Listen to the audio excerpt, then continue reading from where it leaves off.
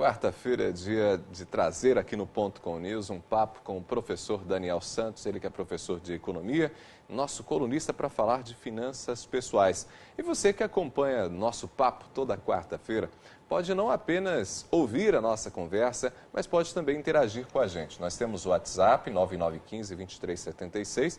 Você pode mandar suas dúvidas ali. Às vezes você quer saber sobre o investimento, quer saber o que fazer com o seu dinheiro, quer saber como dar conta de uma situação, quem sabe, de endividamento, enfim. Se você precisa de dicas, você pode falar com a gente 9915-2376. E tem inclusive o e-mail do professor Daniel, que a gente depois, ao longo da conversa, passa para você, para que você possa mandar também sua pergunta, seu questionamento, às vezes pedir uma orientação específica. Dias atrás, por exemplo, o professor Daniel aproveitou aqui o espaço para oferecer uma planilha, para que você pudesse saber como lidar, né, com algumas questões importantes das suas finanças. E esse tipo de atendimento o professor Daniel também faz dentro da nossa coluna. Bom, professor, seja bem-vindo mais uma vez. Muito obrigado por estar aqui. Bom dia. Bom dia, Ronaldo. Estamos aqui para poder pensar como que o brasileiro reage às situações de incertezas, né? Essa questão sobre, você falou agora há pouco da planilha, eu tive muita gente que contactou. Teve muita gente que contactou? Muita gente. Mandou e-mail, a gente respondeu no falecom@professordaniel.net, né? falecom@professordaniel.net, e nós tivemos bastante feedback e depois pessoas que me responderam agradecendo, que entenderam como é que funciona toda essa história. Né? E essas planilhas ajudam, né? Você, inclusive, mandou esses dias atrás uma planilha para mim, para uma situação muito pessoal. Sim. E elas esclarecem, né? Porque às vezes a gente não consegue mensurar bem o tipo de investimento que a gente vai fazer, o tipo de orçamento que a gente pode ter, e às vezes uma planilha simples, a gente às vezes, porque não é da economia, não dá conta de elaborá-la, mas com a ajuda de um especialista fica mais fácil. Fica mais fácil, porque você consegue planificar. A planilha é para isso, né? Você planifica, você coloca em um plano todos os dados que vão ser trabalhados. E assim você consegue, com a planilha eletrônica, agilizar a decisão, na verdade? Então, basicamente, você não vai precisar ter que refazer um cálculo toda vez que você muda o seu parâmetro. Vamos dizer assim, que eu mude o valor que eu vou investir, eu não preciso refazer todo o meu cálculo de novo, numa fórmula, numa HP, seja o que for. Não, a planilha fica mais fácil. Muda o valorzinho e ela é dinâmica, ela reage rapidamente. Né? Bom, vamos falar então sobre o comportamento dos brasileiros frente às incertezas. Frente às incertezas. Você disse, inclusive, que dá para comparar com o comportamento de outros... Dos nossos vizinhos. Dos nossos vizinhos? Dos nossos vizinhos. É interessante pensar o seguinte, né? Quando nós pensamos em incertezas, o que ocorre? Nós podemos dar algumas respostas ao risco, né? O que é o risco? O risco é essa incerteza, né? De se dá ou não dá certo, se vai ou não vai funcionar. Então, quando nós temos um risco, nós podemos pensar em respostas básicas. Por exemplo, aceitar. Então, digamos que ocorra a situação de hoje, nós estamos falando de uma cidade que está com frio, Maringá amanheceu frio hoje, né? E você olha a previsão do tempo no seu celular ou no seu tablet e você vê lá que a mínima é de 15 graus e a máxima de 30. Fala, é um dia quente em Maringá, está gostoso, né? Está europeu, né? E você sai apenas com camisa, você aceitou o risco de, eventualmente, caso a previsão não esteja correta, você passar frio. Então, você aceitou, você absorveu isso e você vai deixar rolar o jogo, né? Se esfriar bem, se não esfriar, eu aguento. Por quê? Porque por mais que faça frio, não vai congelar, eu não vou morrer. Então, assim, a pessoa ela acaba aceitando essa questão. Outra resposta possível é você eliminar o risco, né? Eliminar o risco quer dizer você nem sequer entrar no jogo, você não participar de nada, você vai ficar dentro de casa trancadinho, fechadinho, debaixo de coberta, e se esfriar ou não, você não vai nem perceber, vai dormir o dia inteiro. Você eliminou o risco, né? Existe a chance também, a possibilidade de você fazer o quê? De você mitigar. Mitigar é tratar de um meio para evitar que, em ocorrendo o problema, ele tenha uma menor causalidade, menor efeito sobre você. Menor impacto. Menor impacto, perfeito. Né? Então, digamos assim, que a pessoa ela leva uma blusa no carro. Né? Leva uma blusa no carro, então ela está lá. Caso esfrie, eu ponho a blusa. Eu mitiguei. Né? E existe a chance de você transferir. Transferir o risco é quando você coloca uma outra pessoa que será responsável por responder por esse caso em ocorrência do problema. Então, quando o brasileiro começa a trabalhar sobre a questão de finanças e hoje, por exemplo, pensando sobre as questões que envolvem patrimônio, bem e vida, né, a nossa resposta ainda é muito pobre comparado às demais pessoas da América Latina. Então, os outros nossos vizinhos são, digamos, um pouco mais cuidadosos nesse assunto, estão um pouco mais avançados, talvez? Exatamente. A gente fez uma análise, Ronaldo, bem objetiva, pensando no seguinte: população do país, né? Então, a gente considera Argentina, Brasil e Chile, também os Estados Unidos, eu peguei a Alemanha, peguei, né, Hong Kong, Índia, peguei a Suíça, poder ficar com um parâmetro bem angelical, né?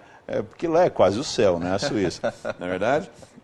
E comparamos também o índice de desenvolvimento humano, comparamos o PIB per capita desse país. Nós analisamos qual é o percentual de pessoas, né, acima de 60 anos que compõem a população desse país, quer dizer, a população de pessoas idosas, terceira idade, né? Também a expectativa de vida, comparamos a fertilidade, comparamos a idade para se aposentar, comparamos vários dados e, por fim, chegamos em um número só. Um número só que diz respeito ao qual é, que a gente chama de prêmio per capita. Vamos pensar o seguinte: quando alguém faz um seguro, ele está pagando um prêmio. Certo. É um valor que está pagando a seguradora para poder assumir o risco que ele viveria. Não é verdade? Então, quando alguém faz um seguro, ao pagar o prêmio, ele entrega uma soma de dinheiro para uma empresa que vai arcar com as consequências da eventual ocorrência de um fato. Então, se alguém tem um carro, ao fazer um seguro, não é que ele não tenha mais o risco de ter um acidente. Mas quem paga por esse dano exatamente, é a seguradora. Ela assumiu, ele transferiu. Essa é a resposta que nós estamos falando aqui agora para vocês. Né? Transferiu esse risco para a seguradora. Quando alguém tem família, ele faz um seguro de vida, né? O que ocorre? Em uma situação qualquer, né, eventualmente ele tem um seguro que vai estar cobrindo caso ele falte total ou parcialmente. Né? Assim também com relação à saúde, planos de saúde, assim também com relação à questão de veículos e também residência. Então, uma coisa é um número que é absurdamente interessante, né? Quando nós pensamos no Brasil, o PIB, aliás, o prêmio per capita em dólares por brasileiro hoje, falamos em 222 dólares. 222 dólares. É o valor que o brasileiro paga em seguros anualmente. Ou seja, essa transferência do risco para o outro. Para o outro. Né? Ou seja, que é aquilo que você está pagando para que, caso você tenha algum tipo de dano, algum tipo exatamente, de problema, alguém possa assumir esse problema por você. Pague essa conta. Pague essa conta, perfeito. Exatamente isso. Né? No Brasil, 222 dólares. Nosso tamanho desse mercado de seguros no Brasil são 27 bilhões e 800 milhões. Então, por população que nós temos, chegamos a esse número, ok? Tem algum cálculo também de ajuste que é feito por causa da idade das pessoas, mas é esse o valor, 222 dólares. Fazendo uma leitura inversa, digamos que a gente pode dizer que o brasileiro está mais disposto a aceitar o risco. Exatamente. Então, teve algum problema? Ele corta o seguro. Quando você pensa no Chile, o Chile investe em seguros, porque isso é um investimento, né, de 360 dólares por ano. Quer dizer, dá 50% a mais do que a gente. Exatamente. A gente investe 220 e o chileno 360. Mais de 50%. Mais de 50%. Né? É bastante coisa. Então, assim, por quê? Por uma questão cultural. Né? A gente comenta o seguinte: quem tem pouco a perder, pouco valoriza. Então, quando a pessoa entende a importância da sua vida, vamos pensar o seguinte, né? Alguém não faz o seguro do carro e está andando na cidade. E ele tem o infortúnio, né? Aliás, durante aquele ano ele não acerta ninguém, não bate ninguém, ninguém bate nele. Ele passou, ele aceitou o risco e na aposta da sorte que ele teve, da aleatoriedade, ele não teve o prejuízo. Mas se ele acerta um carro qualquer na rua, imagina o tamanho do prejuízo. E com as centenas de milhares de carros importados que nós temos por Maringá. aqui. Então, se ele acerta um carro qualquer carro importado, ele vai perder o carro dele, vai perder anos de trabalho, porque ele vai estar pagando por isso. Né? A mesma coisa. Então, aceitar, a gente já fica claro que aceitar o risco é um péssimo negócio. Acho que é uma ótima dica para você que está assistindo a gente. Aí veja que interessante. Alguém, por exemplo, não tem um plano de saúde, não tem um seguro, não tem qualquer desses meios de transferência de risco. Certo. Né? E ele passa um ano bem. No ano que ele tem um problema, o valor que ele economizou, ele perde totalmente, ainda perde muito mais que isso. Né? É comum nós percebemos em situação de crise no Brasil que tem pessoas não fazendo seguro, né? Não faz plano de saúde, né? Ele corta uma série de coisas em casa, mas aquilo que deveria manter por uma questão de risco que poderá ocorrer, né? Que vamos pensar nesse aspecto. O principal para ele é a capacidade de estar trabalhando e produzindo. Ele perde, né? E então, o que ocorre? O chileno ele já enxerga isso um pouco melhor, o brasileiro ainda deixa isso um pouco de canto. Então, né? a gente, digamos, é menos cuidadoso com esse tipo de situação. Eu diria que na escala de prioridades do brasileiro, né, o controle dos seus gastos para poder encaixar no orçamento dele um seguro, seja dos seus bens, da sua casa de vida, de saúde, seja o que for, não está em primeiro lugar. Entende? Isso tem muito a ver com cultura, que foi uma das nossas primeiras conversas. Exatamente. Né? A cultura brasileira... A nossa cultura, a cultura brasileira, ela não privilegia, digamos, essa atitude, que é uma atitude, dá para dizer, proativa. Né? Proativa, racional. Racional, né? preventiva. Exatamente. Quando a gente pensa, por exemplo, no maior mercado do mundo, que é o americano, né, o valor pro rata que a gente fala não é tão mais alto do que o resto do mundo, mas ele representa hoje, vamos dizer, em torno de 1.657 dólares, que em relação ao Brasil é quase 10 vezes mais, não é verdade? Né? Se o brasileiro investe 222 e nós temos 1.600, falamos de 8 vezes mais dos americanos. E os americanos não são os campeões mundiais de seguro, Ronaldo. Né? Quem é o maior investidor em seguros do mundo é Hong Kong. Né? Eu tenho a impressão, professor Daniel, que a gente ainda tem uma visão de que investir em seguro é meio que jogar dinheiro fora. Eu acho que tem muito a ver com esse olhar. Exatamente, exatamente. Por quê? Porque não é ensinado, não é percebido os efeitos positivos que você acaba diluindo o seu risco ao longo da vida através da terceirização, da transferência para uma empresa, né? Então, esse mercado, para o brasileiro, ainda não é muito normal. Temos pessoas que investem, sim, que põem dinheiro nisso, mas a principal questão que nós temos no Brasil hoje é que nós estamos sujeitos, todos nós, à aleatoriedade. Claro. Né? Eu me lembro de um texto que, quando eu era criança, eu ouvia na igreja, né, de Eclesiastes 4:3, que falava assim, que mais feliz é quem não nasceu, porque não vai ter que passar por todo o mal dessa vida. Né? Mas, assim, esse é o extremo do extremo, não é verdade? Pensarmos que aquele que não nasceu é mais feliz do que quem está aqui agora. Porque quem está aqui agora está sujeito a todo o risco desta vida.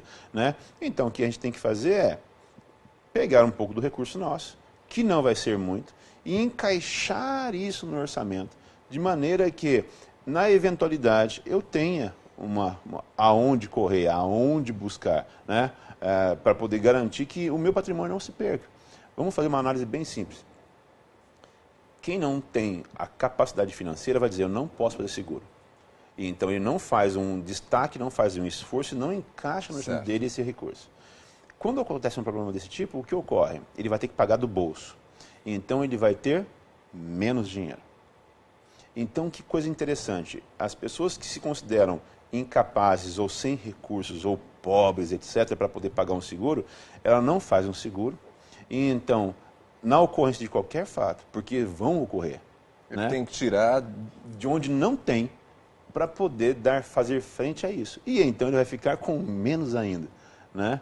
Então, é uma questão cultural, porque quando a pessoa entende, quando o nosso ouvinte, nosso telespectador percebe a importância do seguro, ele acaba por fazer um jeito de encaixar isso dentro do orçamento. Né? Por quê? Porque você divide isso em 6 vezes, em 12 vezes, mas você está coberto.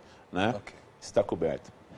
Só para a gente concluir a nossa conversa, professor Daniel, eu acho que é fundamental a gente ter também uma orientação sobre, então, como eu faço a escolha desse tipo de seguro. Porque, justamente por a gente não ter cultura de buscar seguro, né, muita gente não faz isso, também não sabe, às vezes, que cuidados tomar. É verdade. Eu acho que é importante ter alguma orientação nesse sentido. Com certeza. Né? Nessa questão de seguros, nós temos companhias das mais diversas áreas, mas o principal aspecto da companhia é que nós tenhamos, com certeza, um contato com o corretor de seguro, que seja alguém gabaritado, competente, né, registrado como corretor, para poder fazer essa interface entre você e a companhia. Certo. Por quê?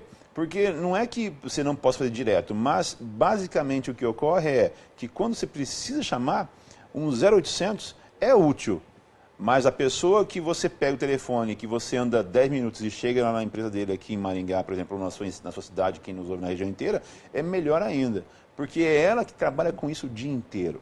É ela que atua com isso o dia inteiro. Então, essa consulta, essa avaliação das companhias, de quem dá mais problema, quem atrapalha um pouco mais, quem complica o pagamento do seguro, quem não libera com rapidez, quem tem uma série de burocracias, quem faz essa informação é o corretor. E o corretor, né, sendo alguém conhecido ou indicado, vai ter essa capacidade, né, de poder fazer essa interface entre você e a companhia de seguro e garantir que o seguro ele tem efetividade. Porque o interesse dele é que, no próximo período que você renovar, renove com ele novamente. Para a companhia, você eventualmente é importante, mas vai ser mais um número só. Mas para essa pessoa, né, ele vai ter uma vinculação direta, um contato onde você, ao comprar com ele, vai fazer esse trabalho muito mais firme sobre essa operação de securitização que a gente chama. Professor Daniel, valeu pela conversa. Foi longa hoje, mas eu gostei bastante porque tem a ver com um tema bem abrangente, né? Tem abrangente. A gente fala de cultura, a gente fala de finanças, né? A gente fala de vida, fala de patrimônio. Então, né, se tiverem de propostas de temas, por favor, encaminhem para a redação pelo seu WhatsApp, né, ou pelo nosso e-mail.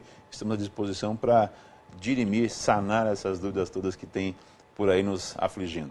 Professor Daniel, mais uma vez, obrigado. 9915-2376, o número do WhatsApp. O professor Daniel já fez o convite, inclusive, para que você participe. Nós vamos ao intervalo. Daqui a pouco voltamos.